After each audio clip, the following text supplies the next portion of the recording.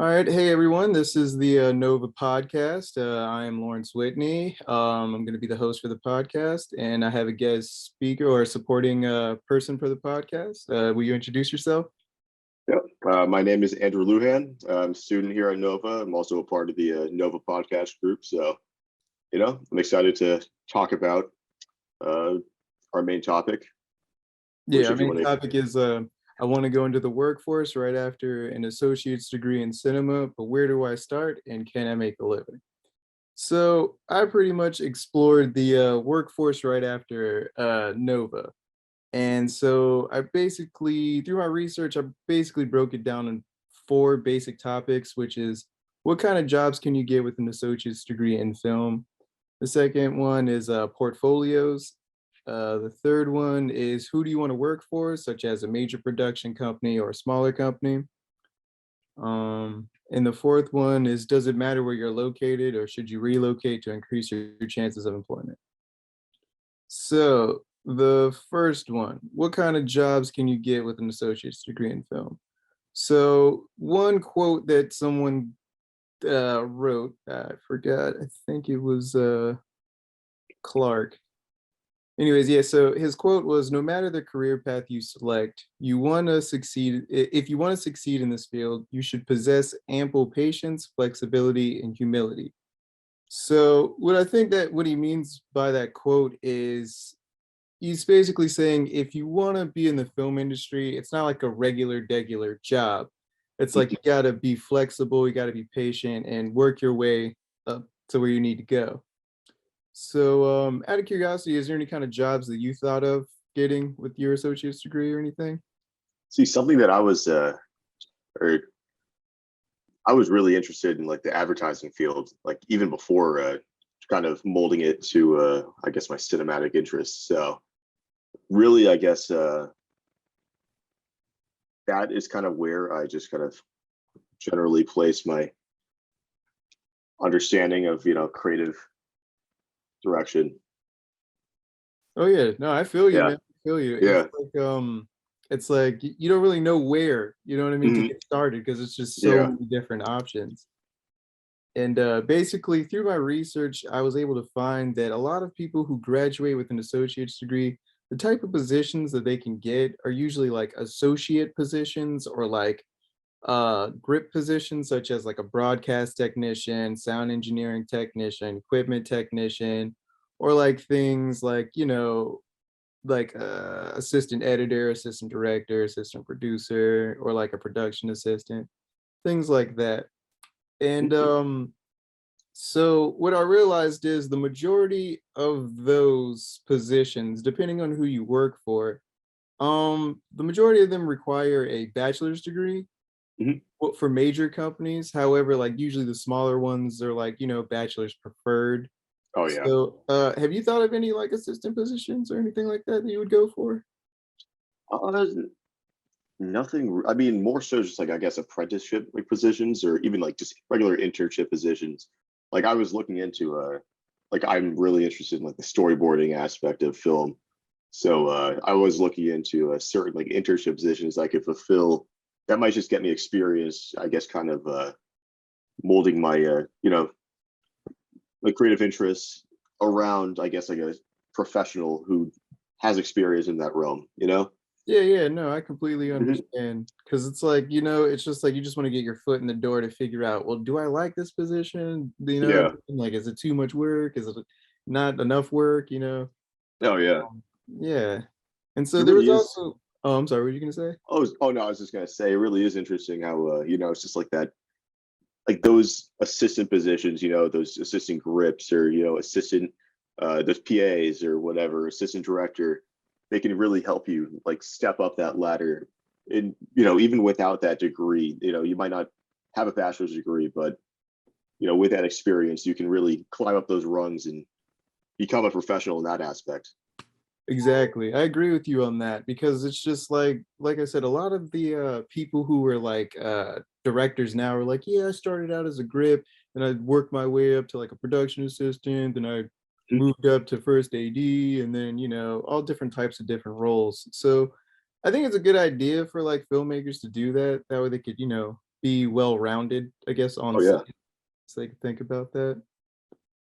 There's also other positions like on-set crew positions like grip, lighting, and audio crew, or anything like that. Have you thought about any of those? Doing any of those, or Um, Not to the extent that I was like looking into it, I guess professionally, but yeah, yeah. yeah, certainly getting experience, in our certain like classes, like directing class, like CST 297, with our directing classes and Oh yeah, uh, yeah. yeah, film production classes. All of those kind of help me understand that. So I guess as a director, as like a creative director, you can kind of get a feel for it and understand, their difficulties, their experience. You know, Oh yeah. Oh yeah, because yeah, yeah, doing I do remember the directing class. It was it's kind of stressful, but at the yeah, same time, it was really creative. Like seeing everybody's different projects and everything. oh yeah. Pretty interesting.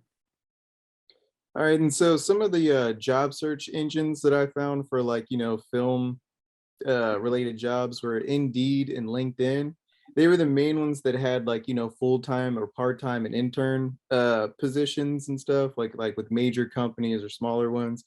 Like for an example, I see that like Disney has a lot of things out for like I don't Hmm. know like Lucasfilms and like what I mean, Yeah. who they're merging with. So yeah, that was pretty interesting to see. Mhm. Have you like looked at any jobs on LinkedIn or anything? By uh, any chance? Looking into them professionally, not really, but I guess really just kind of seeing, trying to get my foot in the door for certain internships like next summer. Okay. Been looking into that, but yeah. What about you? Me, yeah, I've been looking because right now I work in construction and I absolutely hate it. So, I just really would like to try like getting a job in the film industry. So like I was Mhm, looking at like so that's why I kind of chose this topic. And so I was looking at like, the different types of positions that were available in this area. I mhm. mean, there are some things around here like such as like I don't know, you could work for like the news or, I don't know, or like making like political ads or something like that. You could do that. Yeah. There's not really too much like major film production companies in Virginia, Hmm. which I think is pretty interesting. Hmm. But I also found would you have you looked into like freelance positions or anything like that? Not to that extent. No. Okay. Okay, yeah, well, so yeah, I basically looked up like, like, is there any like freelance like job search engines or anything like that? Hmm. And so I found a whole bunch of different companies such as like Production Hub, Backstage, and then like the Virginia Film Office. Hmm. And so a lot of those had like a lot of different gigs on there, such as like whether you wanted to act in a film or whether if you wanted to do like a freelance for like a production, such as like a student film or like a short film or like a feature film that's like an indie, Yeah. indie genre. So yeah, it's pretty interesting to see that on there. Hmm. Um, I've also looked into so like through researching this topic, I actually found one article in which where this girl says she basically started her own film production business, and how she did it was she just went around asking smaller businesses for like commercials and like like local mom and pop businesses, and Oh was yeah. just like, hey, I really see Uh, that you got this pizza shop going on, but I could see if I could help make this better on social media. oh And yeah. so she basically is going ham with that. So have you ever thought about that, like filming your own stuff? Uh, like personal projects or just like going around and kind of Well, I guess filming both a. really. Or like, what about both? Like, tell me a little bit about yeah, like your own projects and going around. Yeah, no, I mean, personal project wise, a lot of that it's kind of been reserved to mainly schoolwork, but also just I guess in my free time, writing, screenwriting, writing, animation is something that's always sparked my interest. So I've always been very keen to drawing and writing in my free time. But something that did kind of relate to this topic was, and also my own topic as well that I'm Yeah, hosting, sure, yeah. is kind of like using those private sector jobs, like looking into jobs that maybe we might not they might still be in that creative realm, but they're not something that we might not be passionate about. They might not be that like six-figure directing job that we're looking into, but it is something that could possibly, personally finance your own passion project, your own I guess direction into that realm of you know, into that realm of what we really want to do as filmmakers. So I was wondering if you had any I guess if you had any direction in that Um, aspect. well, basically before went to Nova, I actually was working as a videographer, Mhm. and we would do a lot of depositions. So it'd be like, like people going to court, they argue back and forth, and I just get the witness on camera. It was Mhm. very boring. However, the pay was like pretty good. Oh And yeah. like say like if someone misses out on a shoot, I still got paid for that day, so it wasn't really too bad. However, the issue I had was because it was more of like a freelance job, Mhm. the contracts for depositions are great during the summer, but soon as the winter time comes, a lot of them shift a lot of their work to California. Oh And yeah. so like yeah, wintertime is just pretty much dead. Mhm. And so, so I was just thinking like, I would much prefer to like try and get like, a job in which you're like creating content or like, what I'm saying, something Oh just yeah. different. Mhm. But that's just me. Yeah. Do you find like your own interest kind of lie in that like more like I guess slice of life like YouTube type stuff, or it's just like actual storytelling itself? Um, that I'm not sure. I kind of like both. Mhm. I like creating all different types of things. Like I like commercials, I like music videos and like creating narratives and stuff like Mhm. that. Or just like, I don't know, just coming up with just a general concept for a TV show or something would be pretty cool. Oh yeah. Um, all right. So we're gonna skip over to the second topic, which is portfolios. Mhm. So one thing that I found that I didn't think that was that important was portfolios. I didn't realize how important it is and how it's almost a requirement pretty much within the film production industry. Yeah. It's a visual job, I guess you could say. And so let's see. So basically, there's a quote that says that I wanted to take out from Clark. It says, having a website or social media presence and examples of your work could help you stand out from the mass of filmmakers applying to jobs. For visual roles, a portfolio or show reel may be required. For admin based jobs such as production assistant, producer, and entry level job roles, then a CV will suffice. So, yeah, that goes back to I had no idea how important a portfolio was because like I would apply to these jobs without a portfolio and I could never figure out why they wouldn't call back Mhm. per se, but now that makes a whole lot of sense. Oh yeah. Yeah. So, do you have like a portfolio or like are you working on your portfolio or anything like that? Uh, yeah. I actually took a portfolio class with Professor Brown at Nova. Really? Really? Yeah, and he it was actually really good. Like not really just only for filmmaking, but I guess just professionally in general. I mean, we really learned the overall aspects of just developing ourselves and presenting ourselves professionally to just a wide variety of creative industries. Yeah, that's pretty cool. Yeah, I don't is Yeah. that the second one? Yes, CST 198, I believe. Yeah, I haven't taken that one yet. Yeah. Oh, that's pretty cool. That's pretty cool. I had no idea.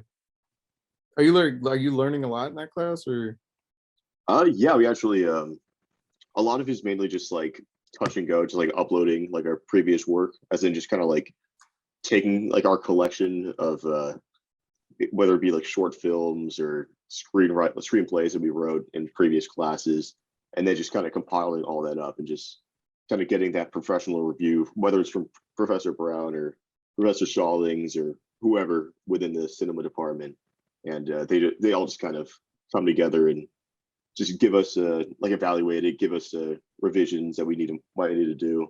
So it's less like it's kind of like this class where it's like less of a production intensive course, but just mainly kind of understanding ourselves within the professional realm. okay. Okay, that makes Yeah. sense.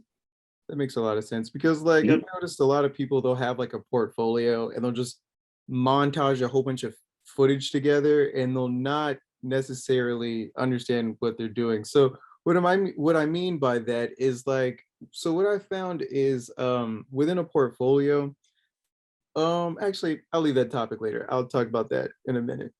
But yeah, I totally agree with you on that. And, Mhm. so yeah, let's see. Yeah, so basically, there's the different types of websites that people can upload their portfolios to, such as like Wix or Tumblr, Wordspace, Squarespace, uh, Adobe Portfolio, Vimeo, Instagram, anything social media really. Mhm. And so what I found is where you upload your videos can actually mess with the quality of your videos, I guess you could say. Mhm. So for an example, I guess like YouTube and Vimeo, they're like better for say like if you have like uh a ProRes file that you're trying to export and it could be like, I don't know, like maybe 5 gigabytes big or something like that. Oh yeah. Try uploading that on one website, you could have complications or something like that. So what I found is like YouTube and Vimeo, they can actually take those larger files and keep that like quality still in there. Mhm. And yeah, and so yeah, and also reels. Yeah, so there's a quote by Clark. It says a show reel or filmmaker demo reel is used to showcase your work to potential clients. Mhm. So yeah, so basically a reel is like I guess like a 45-second to like 2 minute long video, basically entails your skills or anything like that. Mhm. And so, actually, through my research, I actually found out there's like different types of reels, and a filmmaker should create a reel based upon the type of work that they want to pursue in the film industry. So, like for an example, directors and editors piece together like scenes to show that you understand cutting, continuity, and storytelling, Mhm. things like that. Composition, stuff like that. Oh So, yeah. have you thought about different types of reels or like what types of reels that you want to make? Yeah, that actually goes back to our conversation about their portfolio class with the Professor Brown, and that was actually our final project that we did in that class, Okay. where we did make our own film reel, essentially just relative to our prospective industry that we're trying to get into. So for me, I chose storyboarding. A lot of it just kind of was relative to, I guess, character placement, scene structure, as in like I guess just the overall like composition of the scene, how Okay. we're able to compose that um, movement, just on static movement on paper, uh, and really just kind of be able to visualize our own visualize the script with our own art style, and that was really interesting. Just being able to really just put that into one whole piece as a show reel. Okay. Yeah, yeah, I Yeah. completely understand, man. Because I was gonna ask you, have you taken any animation classes at Nova or anything yet? Not animation classes, but I think cinema classes really did help me kind of outline, I guess, the my directorial composition as an animator. So it really helped. Yeah, I hear you, man. Because yeah, I'm like trying to work on like a directing slash like editors kind of reel going on. Mhm. Problem is, I don't really have much content to add to Oh my yeah. so I'm like currently I'm like trying to find different things to like film to add to it so Mhm. that it can be a little bit better. Oh yeah. Things like that. Let's see. Yeah, and also I found out you have to keep your reel updated every year because I guess Mhm. it helps show your growth and like showcase your talents and everything, Oh which I yeah. think is really interesting. What was I gonna talk about that I wanted to bring up? So can't really remember. Whatever, just keep going. So, yeah, I also found yeah, film reels should be kept short. Yeah, and it's like due to the client's attention span or like the employer's schedule being busy, which I can Mhm. totally understand. Oh yeah. And then so I was actually the guest speaker who couldn't make it. His name is Stan Fisher. He works Mhm. at Fox Sports in California. So he's been doing this since like, so he's like much older than me, probably about like Stalin's age, probably a little bit older. Mhm. And yeah, he's been doing this for like a while. And he basically broke down a lot of things that I asked him over the phone. So the first thing I asked him was, you being in the position of how long you were there and us being film students, what types of things should we have on our portfolios? And the first thing he said was, number one thing, make sure that the opening scene is interesting. If it's boring as shit, I'm not watching it.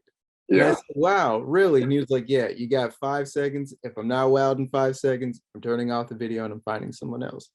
So I found that like rather interesting because he was saying like the only reason why they do it like that is because they're like, we can't have you wasting time on set and we don't want to waste time training you. So they'd Yeah. much rather acquire you on the film crew once you know what you're doing. Mhm. This is like all that. Oh yeah. I So is think there the anything to add to that?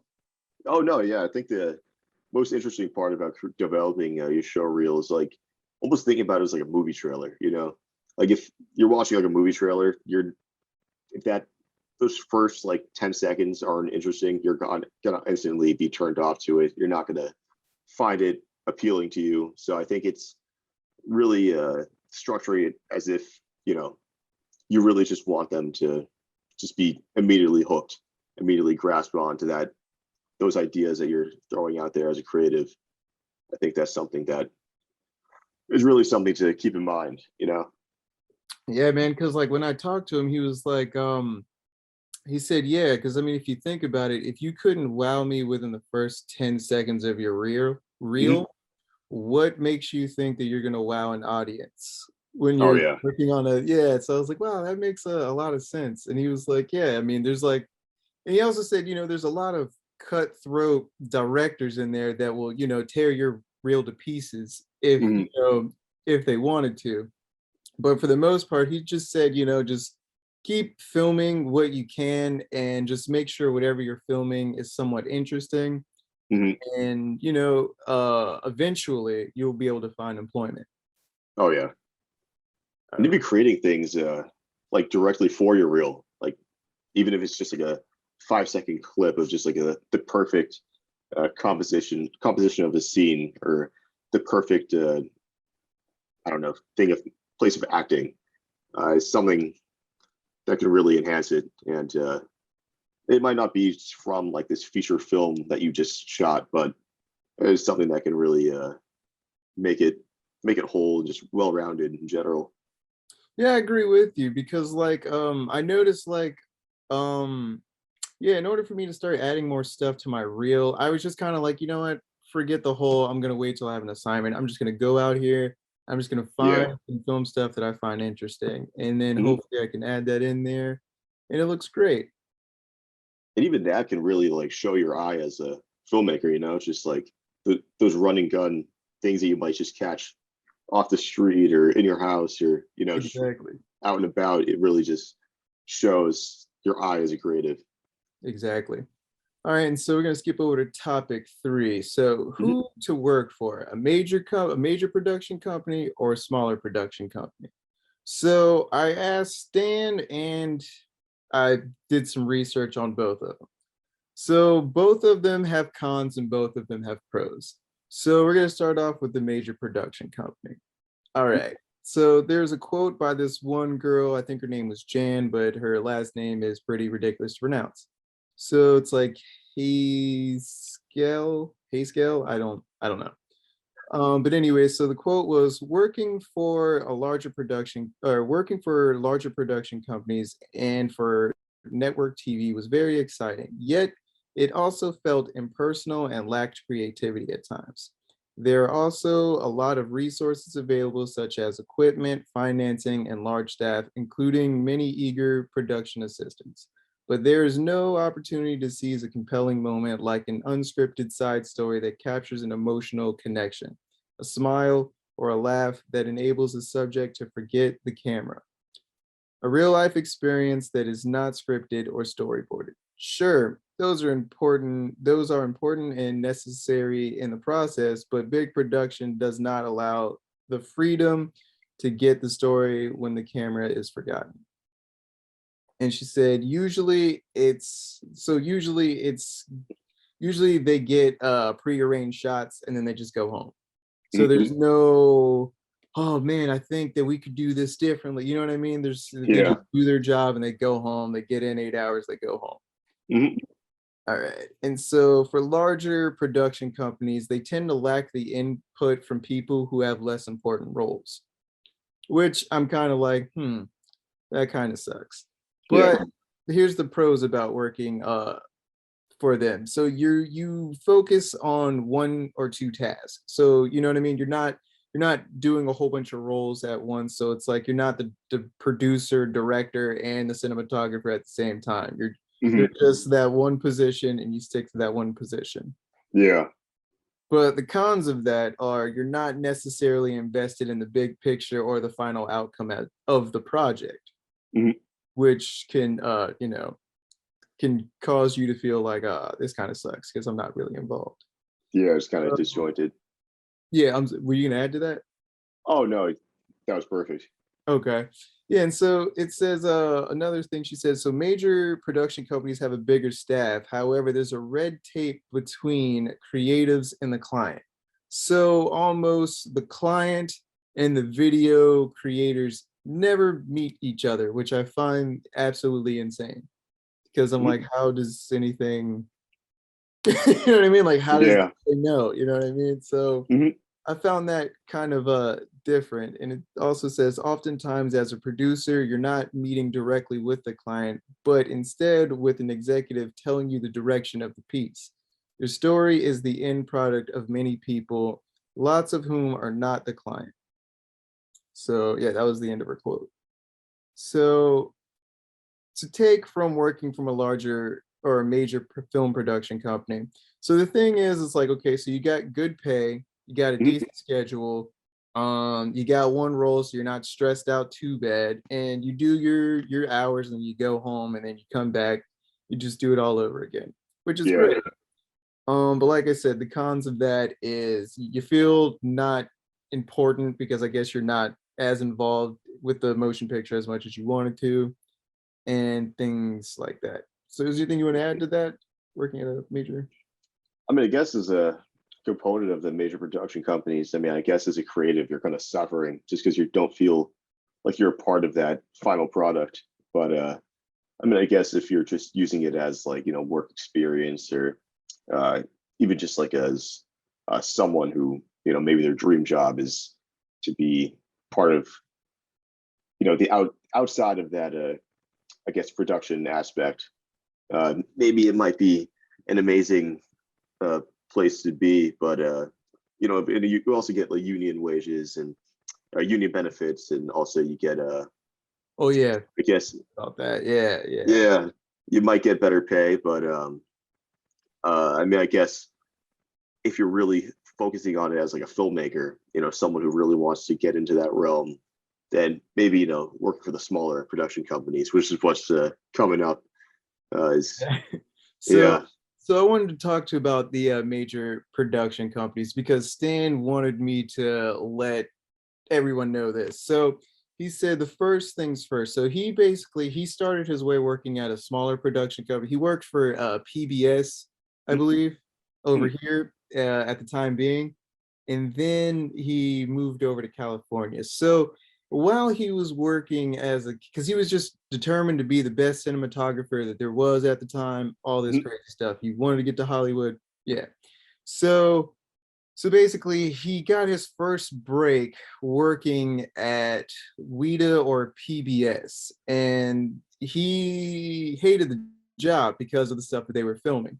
He was like, "We're Yeah. filming the most boringest stuff. We're talking about stuff that's going around town. It is so boring. What does any of this have to do with anything?" But he said it actually helped him as a filmmaker because he didn't realize the more he went on these shoots, the better shots that he was taking. Oh So yeah. like, so he'd get better close-ups, he'd get better depth of field going on. You know what I mean? Just he Mhm. would get better and better and better at each pace. So he also wanted me to say, as far as like positions go, he said just get anyone that you can. because he was like, eventually you may like it, you may hate it, but as long as if your foot's in the door, you can change it. Oh yeah. So yeah, so another thing about working in a major film production company, he said if it's your first time being on set, or whether if you're going on set, as an entry level person, number one thing that you want to do is stay in your lane. And I said, what do you mean by that? And he says, well, basically, we get a lot of production interns or production assistants that want to come and tell the director, hey, I don't think this camera placement's good. You need to move the camera somewhere else. And the director's obviously like, dude, shut up. I've been doing this. I'm the director. Shut up. So that's a number one quick way of getting fired on set. Also, as well as I also asked him, hey, if you're a camera assistant and or the focus puller and you're horrible at pulling focus, will you get fired on the spot? He said, yes, you will definitely get fired on the spot. And yeah, you should do it. But he was like, you gotta understand, like, there's been people that've been pulling focus for like 20 or 30 years that are working in these major companies. So, it's like they're so used to it. It's like second nature to them. You know what I mean? It's Yeah. natural. Is there anything you want to add to that? Or? No, I mean that's like I think that's really one of those things. I mean, as going back to working at, I guess, him working at PBS and really having that translate to his current professional career.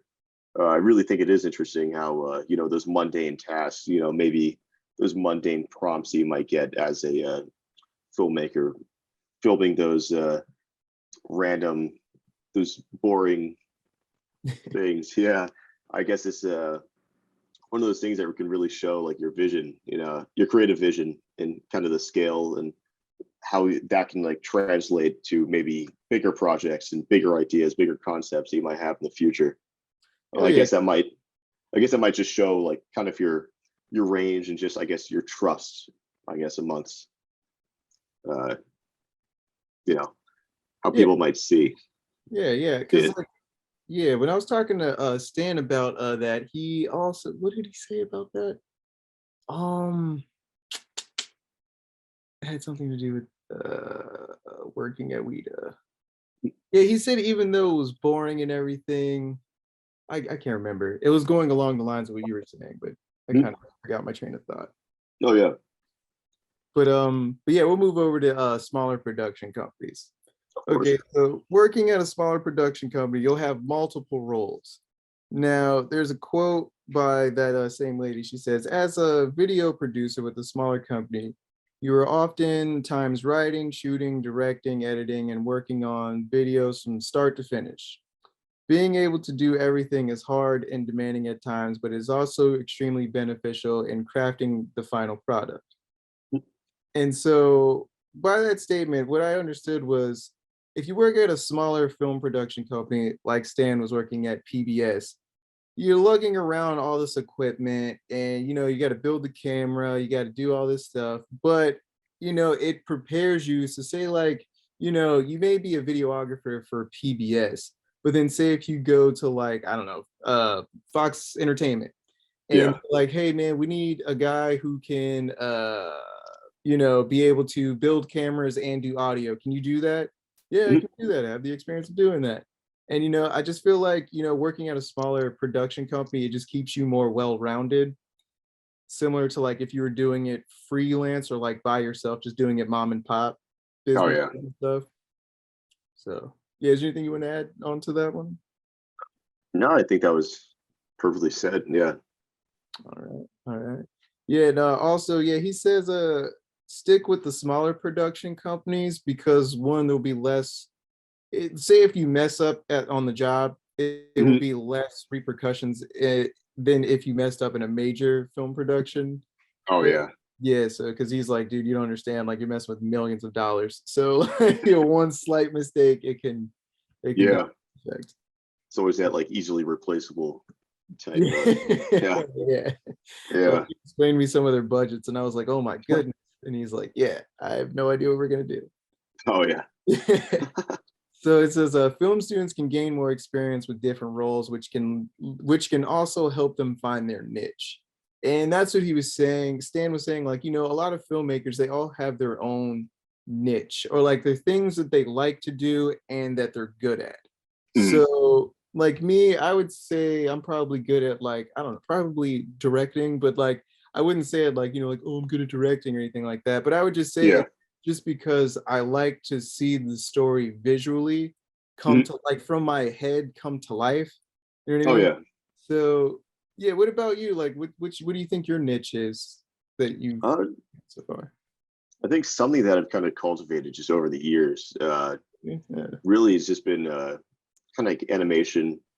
Uh, Storyboarding is something that's always kind of interested me in the cinema field, just because it's something that kind of just revolves around all of those aspects of animation, film, storytelling.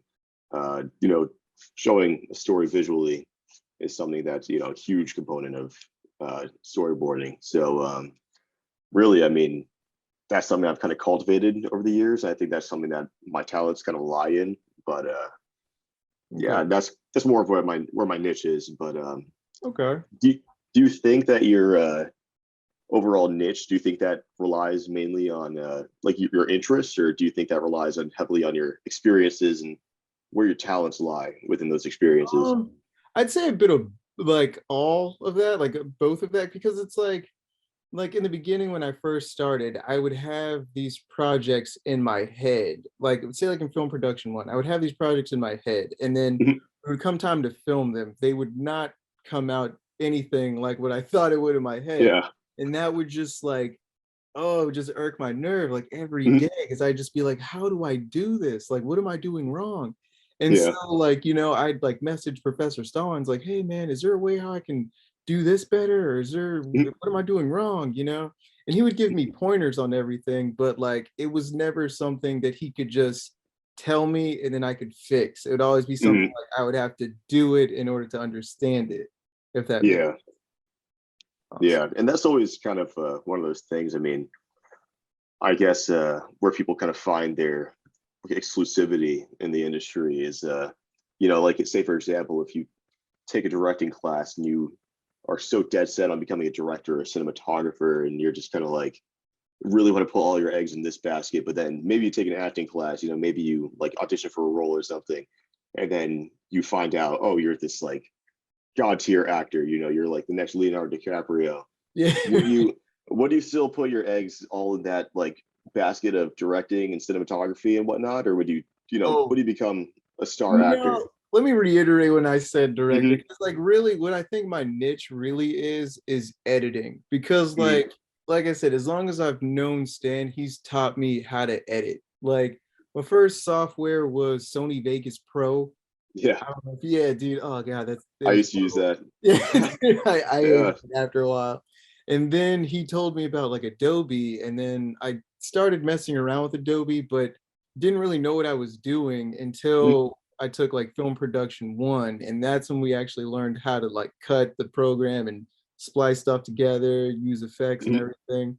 And I feel like that is really my niche, but I would just like to do more directing or, like, just explore more deeper into like editing or like producing or anything like I mean, I'd really want to get into producing, but it just Mhm. seems kind of hard to do Oh, or like I don't know where to start with that, you oh, know. yeah. Uh, So I just don't really know what to do with that.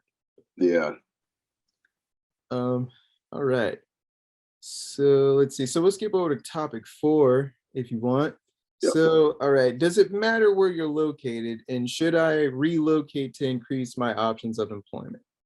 So I'm pretty sure you've had this thought, like, hey, Yeah. maybe you just move to New York or California and get some Mhm. money. Yeah. So this one guy, Lucy, forgot his first name, Luzzy or Lucy, one of them, and so he basically says move when you need to, not when you want to. So what that means is, yeah, it may be cool to move, but only do it when you actually have like legit opportunities lined up for you because Mhm. kind of dumb just to go. And so, yeah, so basically, what he was saying in this article was like there's two main factors that affect the job market, which is competition and demand.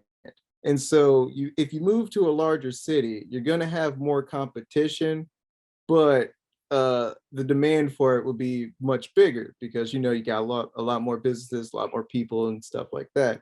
Oh However, yeah. you move to a smaller city, less competition, but now you have less marketing and everything and less opportunities. Yeah. So when I thought of him saying that, I think of like crabs in a barrel, if that makes sense. Like everybody Mhm. just climbing on top of each other. Like for an example, I went to New York and these guys were trying to show this one guy was trying to show off his photography skills, right? Yeah. So he takes a picture of this one guy and then he's like, wow, that's really good. Another guy walks up to him and says, oh, you think that's good? He snaps a picture of him and says, look at this one. And then, it's like another guy comes out of nowhere. Oh, you think that's good? Look at me, look at me. And they all just kept flocking to this guy like a bunch of seagulls. It was crazy. And so like what is your opinions about like moving? Like what are your thoughts about that? Like relocating? Yeah. No, I mean, I've always had that kind of idea in the back of my mind. Maybe like, oh, just want to drop everything. Go to LA or drop everything, go to New York. But yeah, no, I do agree. I mean, it is kind of one of those. It's really competitive. You don't understand it until like you really in that environment, just like you said. And I mean, for me personally, I don't think I would take that risk. I think I would probably try to kind of cobweb out of where I currently am, in Northern Virginia. But I guess really just I feel like taking that time like within your own environment, whether it is Northern Virginia or wherever you are at the time, and really just try to foster your creative abilities there rather than just taking that leap and just diving into this unknown place is a lot better, I guess, at fostering your creative abilities and also kind of avoiding, I guess, that kind of like, I'm not really sure that, I guess, that meltdown in an area you're not really too familiar with. Yeah, yeah, I Yeah. totally agree with you on that because yeah, I was talking to Stan about that. I was like, "Hey, so I'm located in DC. You're located in California. You've been in California for a good while. You got all these roles and all these businesses and all this crazy stuff. Should I relocate to Los Angeles?" He said, "Yeah, when you're ready." I was like, hey, you could be more specific. He's like, what I mean by that is go and work the smaller production companies in Virginia. Mhm. Why? It's because it'll help you establish your skills and everything that you're going to need. And quite frankly, he was like, I mean, you could come to LA if you want to. You really could. Mhm. But, considering the fact that you're not really established yet, that would basically with the housing market there, it'd be kind of dumb to do. So, Oh yeah. so he was like, just work your way up. And so I was asking him, like, okay, so like, say I'm stuck in the area that I am now. What should I do? And he basically says, just work on your reel, work on, whatever you can, do music videos, meet people, try documentaries, whatever you can. And so I asked him, like, hey, so, since you've been doing this for a long time, are you freelance or are you full time? He was like, I was full time, but now I'm freelance. I Mhm. asked him, well, why are you freelance? He's like, well, I can make a lot more money when I'm freelance. And two, I can pick and choose which projects I want to do. Mhm. So if I know one director is basically an asshole, I can skip over him and go choose a different project. And I'm like, wow, that's pretty interesting. And he's like, yeah, because you never really know who you're working with until you work with them. Oh And yeah. you never really know how they're gonna be until you're on set. So I asked him, okay, well, since that's not really an option for me at the moment, what can I do? I was like, would you recommend me filming mom and pop businesses and local businesses? He actually said yes, because that's his number one moneymaker is the local mom and pop businesses, because they're always constantly going to need more and more content each time. So he's like, you shoot one or two ads for them for free. Then after that, you bump up, let them know how much you want per ad, and pretty soon they'll pay you for it. Oh yeah. And yeah, I thought that was pretty interesting. And he also said for all of us to make sure that we are all networking together and Mhm. keeping in contact with each other. Well, even after we graduate and all that stuff, because we never know when we might need each other Oh yeah, as far as yeah, filming goes. So yeah, that's pretty much all I have with that. Is there anything you want to add to that? yeah. No, I mean, I think I was stated perfectly. I mean, I guess it kind of comes full circle, you know, like uh, when we were talking about like, oh, can we use those private sector jobs, you know, whether they're creative or not, um, to finance, you know, our interests, you know, going, I guess, bigger scale, you know, to LA or New York, or even Yeah, our, you know, bigger projects. Like maybe we want to film a feature, maybe we want to film like a more high concept short film. You know, how are you going to be able to finance that, and how can we, you know, really structure ourselves to succeed within it? And I guess that kind of encompasses this entire topic in general. You know, just between networking and financing, and really just encompassing our creative abilities yeah. wholeheartedly. Yeah, Yeah, exactly. Yeah, because he was like, there's guys in which I went to film school with who I see on sets every day. So, yeah, you never really know who you're gonna meet and when you're gonna meet them. But they were like, you never know when that one person that you went to class with will be that one person that will be hiring you for a job. oh So yeah, it's always good to just, make as many connections as possible. of course, yeah. Awesome. All right, that's pretty much all that I had for the podcast notes. Is there anything that you wanted to add on after that? Uh, yeah, no, I think that was perfectly perfectly stated. All right, Yeah. all right. So I guess that concludes the end of the Nova podcast.